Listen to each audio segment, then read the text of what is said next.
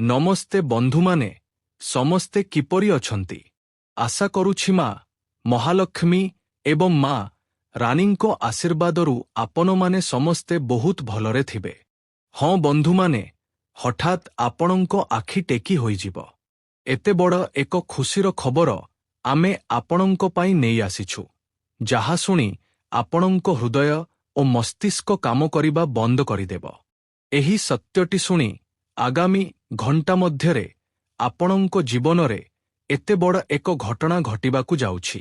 ଜାଣିବା ପାଇଁ ମୁଁ ଆପଣଙ୍କୁ କହିବାକୁ ଚାହେଁ ଯେ ଆଜିର ଏହି ଭବିଷ୍ୟବାଣୀଟି ଆପଣଙ୍କ ପାଇଁ ସାଧାରଣ କୌଣସି ବିଷୟ ନୁହେଁ। ଏହାକୁ ଏକ ସାଧାରଣ ବିଷୟ ବୋଲି ଭାବିବାର ଭୁଲ ମଧ୍ୟ କରନ୍ତୁ ନାହିଁ। ଏହା ଆପଣମାନଙ୍କ ଜୀବନ ପାଇଁ ଅତ୍ୟନ୍ତ ସ୍ୱତନ୍ତ୍ର ଏବଂ ଲାଭଦାୟକ ଏକ ଭିଡ଼ିଓ। ହଁ, ଆଜି ଯେଉଁ ସମସ୍ତ ସଂକେତ ଆପଣଙ୍କ ଶକ୍ତିର ଆଖପାଖରେ, ଆପଣଙ୍କ ଘରର ଆଖପାଖରେ ଦୃଶ୍ୟମାନ ହେଉଛି, ତହିଁରେ ଏପରି କିଛି କଥା ଲୁଚି ରହିଛି ଯାହା ଶୁଣି ହୁଏତ ଆପଣଙ୍କ ମନ ମୁହୂର୍ତ୍ତକ ପାଇଁ ଅଟକିଯିବ ଏବଂ ଆପଣଙ୍କ ମସ୍ତିଷ୍କ ଚିନ୍ତା କରିବାକୁ ଲାଗିବ ଯେ ଏହି କଥାଗୁଡ଼ିକ ଏତେ ସଠିକ୍ କିପରି ହୋଇପାରେ। ହଁ ବନ୍ଧୁମାନେ, ଭଗବାନ ମହାଦେବ, ମା ମହାଲକ୍ଷ୍ମୀ ଏବଂ ମା ରାନୀଙ୍କ ଆଶୀର୍ବାଦରୁ ଆପଣଙ୍କ ଜୀବନରେ ପ୍ରଥମ ଥର ପାଇଁ ଏହିପରି କୌଣସି ଘଟଣା ଘଟିଛି। କିନ୍ତୁ ବନ୍ଧୁମାନେ, ଭିଡ଼ିଓଟିକୁ ଅଧା ବାଟରେ ଛାଡ଼ି ଯାଆନ୍ତୁ ନାହିଁ, କାରଣ ଆରମ୍ଭରେ ଯେଉଁ ସଂକେତଗୁଡ଼ିକ ଦେଖାଯାଉଛି ତାହା ଆପଣଙ୍କ ଜୀବନର ପ୍ରେମ, ଧନ, ଦୁଃଖ, କଷ୍ଟ, ଶତ୍ରୁ ଏବଂ ଆଗାମୀ ପରିବର୍ତ୍ତନଗୁଡ଼ିକ ସହିତ ଜଡ଼ିତ ହୋଇପାରେ। ହଁ, ଆଉ ଗୋଟିଏ କଥା ମୁଁ ଆପଣଙ୍କୁ କହିଦେଉଛି ଯେ ଆଗାମୀ ସମୟଟି ଆପଣଙ୍କ ପାଇଁ ସାଧାରଣ ନୁହେଁ।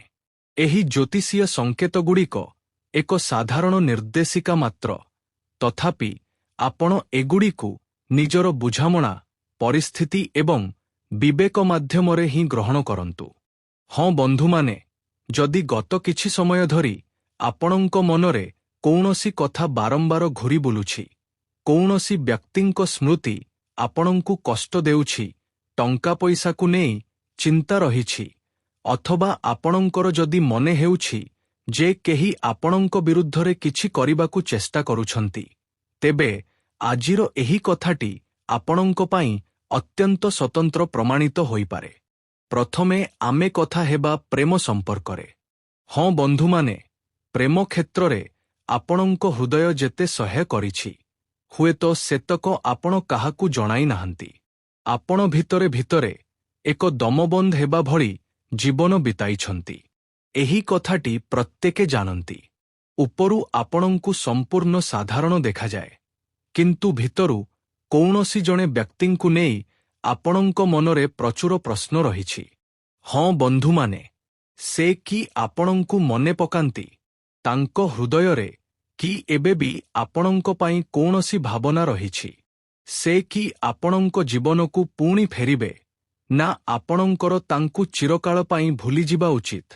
ଆପଣଙ୍କ ମନରେ ଏହି ପ୍ରଶ୍ନଗୁଡ଼ିକର ଉତ୍ତର ବହୁତ ଜଲଦି ଖୋଜନ୍ତୁ ନାହିଁ।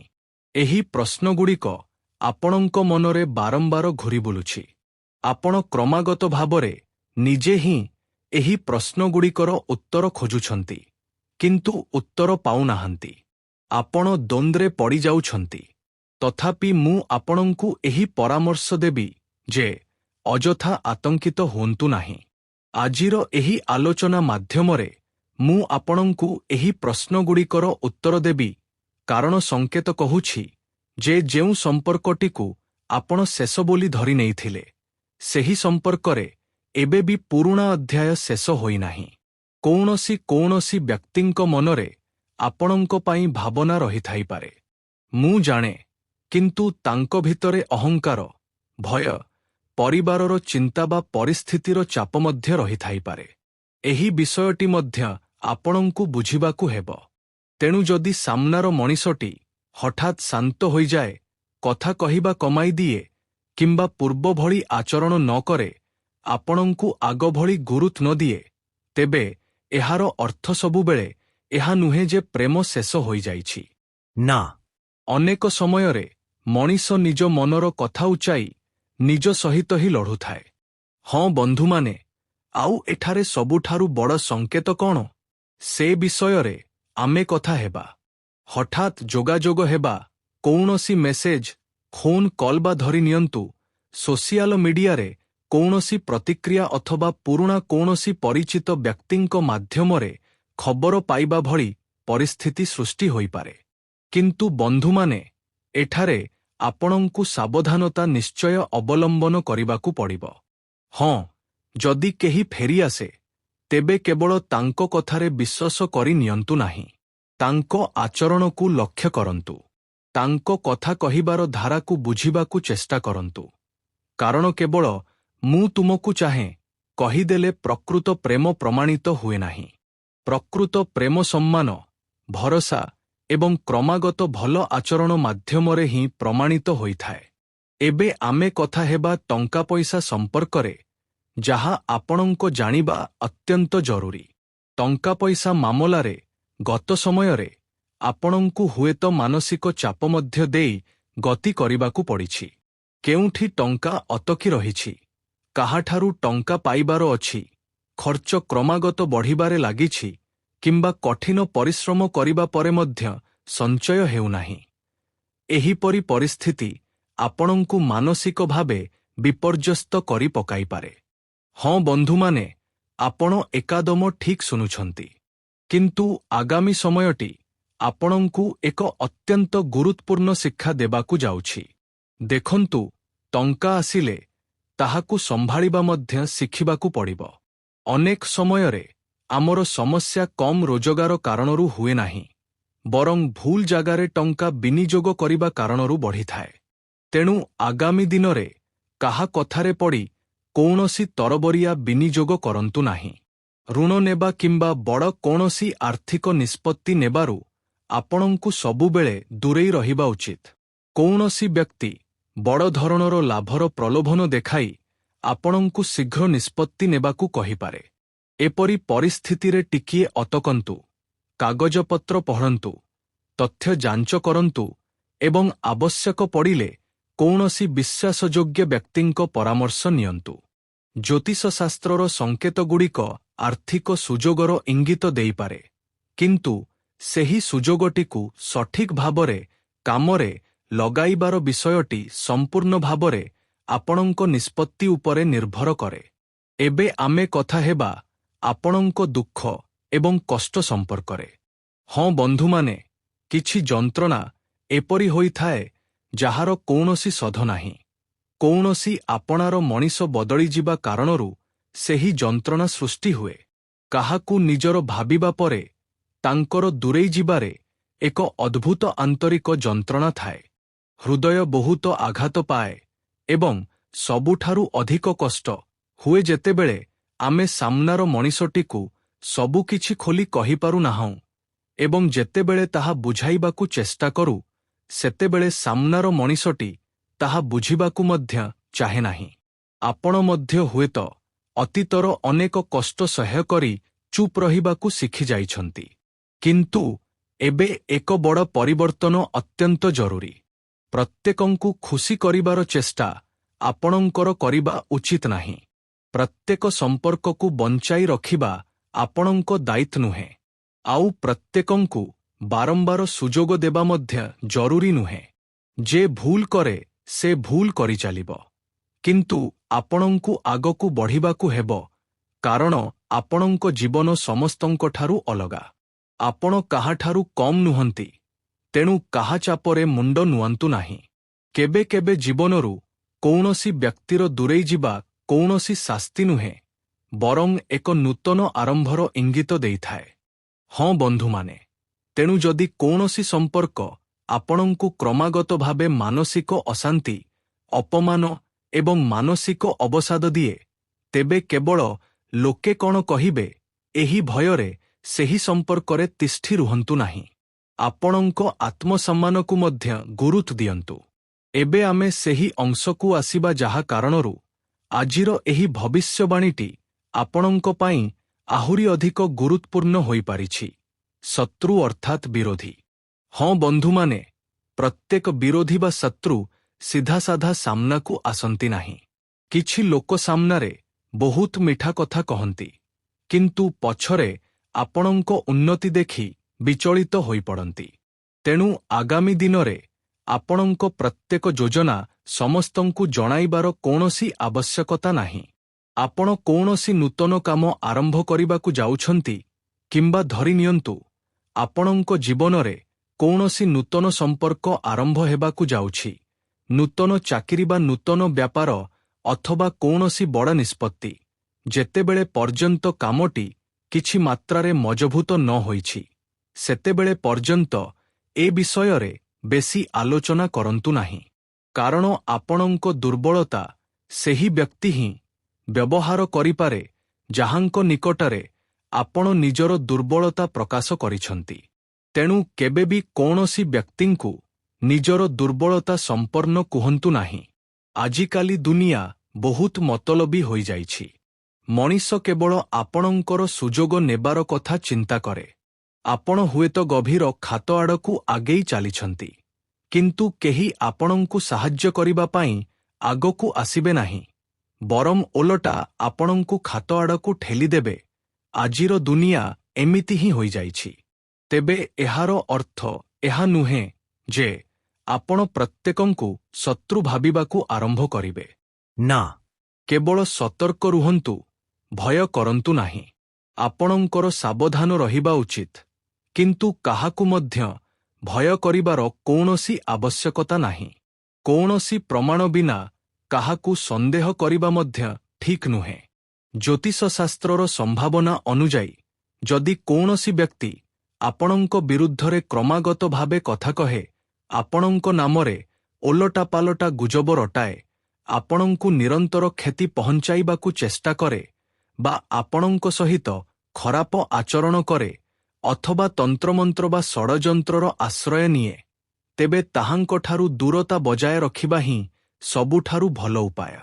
ହଁ, ଏବେ ଆପଣଙ୍କ ପାଇଁ ଏକ ଅତ୍ୟନ୍ତ ଜରୁରୀ ସତର୍କବାର୍ତ୍ତା କହୁଛି।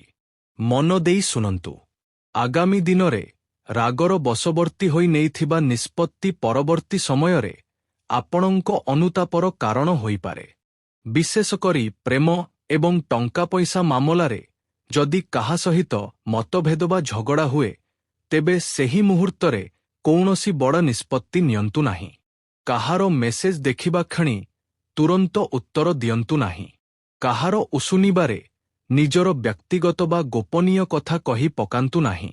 କାହାକୁ ନିଜର ଓଟିପି, ବୋଟିପି, ବ୍ୟାଙ୍କ ସମ୍ବନ୍ଧୀୟ ତଥ୍ୟ, ପାସୱାର୍ଡ ବା ବ୍ୟକ୍ତିଗତ କାଗଜପତ୍ର ଆଦ।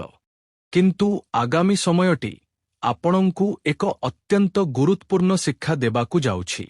ଦେଖନ୍ତୁ, ଟଙ୍କା ଆସିଲେ ତାହାକୁ ସମ୍ଭାଳିବା ମଧ୍ୟ ଶିଖିବାକୁ ପଡ଼ିବ।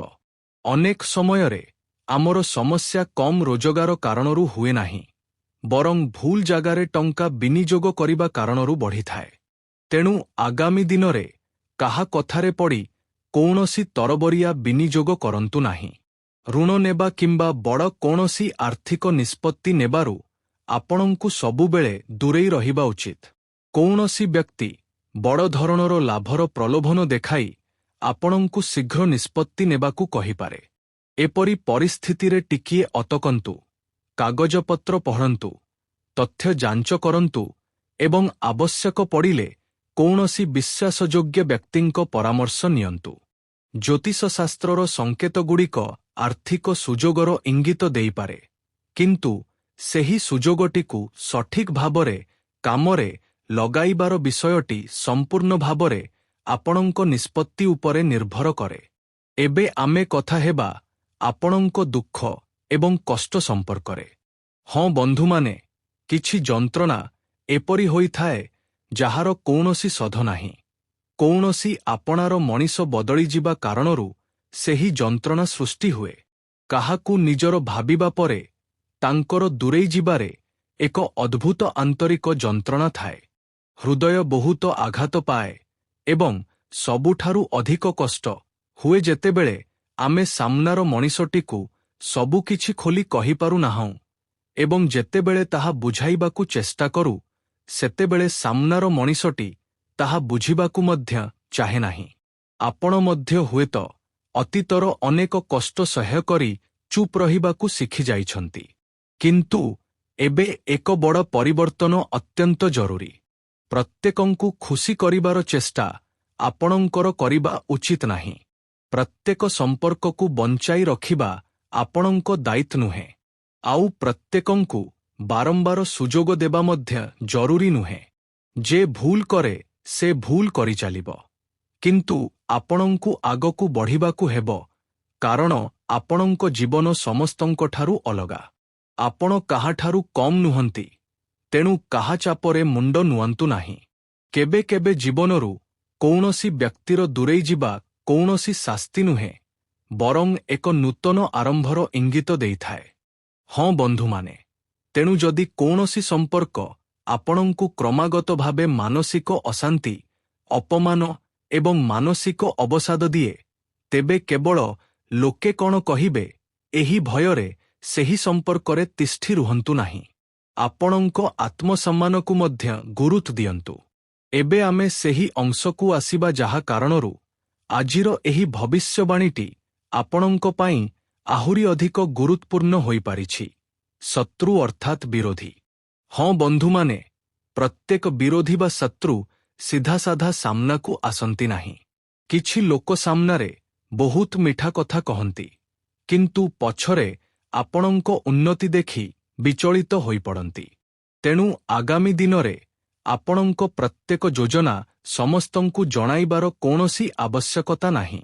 ଆପଣ କୌଣସି ନୂତନ କାମ ଆରମ୍ଭ କରିବାକୁ ଯାଉଛନ୍ତି, କିମ୍ବା ଧରିନିଅନ୍ତୁ ଆପଣଙ୍କ ଜୀବନରେ କୌଣସି ନୂତନ ସମ୍ପର୍କ ଆରମ୍ଭ ହେବାକୁ ଯାଉଛି, ନୂତନ ଚାକିରି ବା ନୂତନ ବ୍ୟାପାର ଅଥବା କୌଣସି ବଡ଼ ନିଷ୍ପତ୍ତି, ଯେତେବେଳେ ପର୍ଯ୍ୟନ୍ତ କାମଟି କିଛି ମାତ୍ରାରେ ମଜଭୁତ ନ ହୋଇଛି, ସେତେବେଳେ ପର୍ଯ୍ୟନ୍ତ ଏ ବିଷୟରେ ବେଶୀ ଆଲୋଚନା କରନ୍ତୁ ନାହିଁ।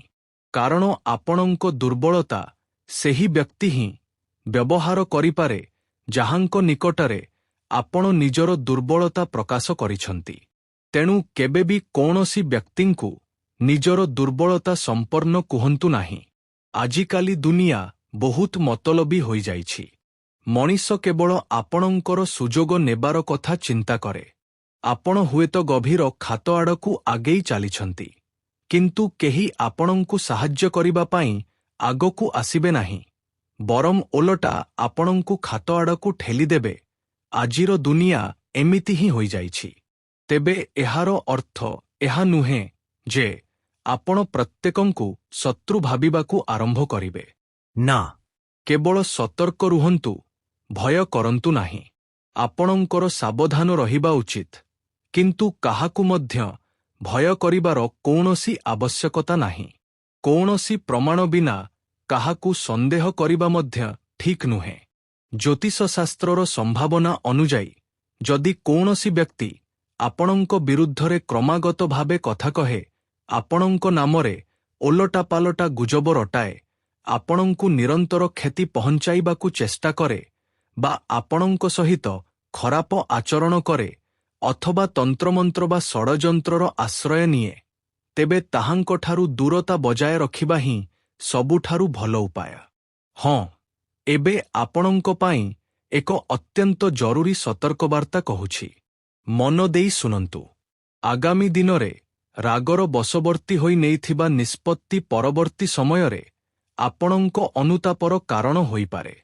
ବିଶେଷ କରି ପ୍ରେମ ଏବଂ ଟଙ୍କା ପଇସା ମାମଲାରେ ଯଦି କାହା ସହିତ ମତଭେଦ ବା ଝଗଡ଼ା ହୁଏ, ତେବେ ସେହି ମୁହୂର୍ତ୍ତରେ କୌଣସି ବଡ଼ ନିଷ୍ପତ୍ତି ନିଅନ୍ତୁ ନାହିଁ। କାହାର ମେସେଜ ଦେଖିବା କ୍ଷଣି ତୁରନ୍ତ ଉତ୍ତର ଦିଅନ୍ତୁ ନାହିଁ। କାହାର ଉସୁନିବାରେ ନିଜର ବ୍ୟକ୍ତିଗତ ବା ଗୋପନୀୟ କଥା କହି ପକାନ୍ତୁ ନାହିଁ। କାହାକୁ ନିଜର ଓଟିପି, ବୋଟିପି, ବ୍ୟାଙ୍କ ସମ୍ବନ୍ଧୀୟ ତଥ୍ୟ, ପାସୱାର୍ଡ ବା ବ୍ୟକ୍ତିଗତ କାଗଜପତ୍ର ଆଦ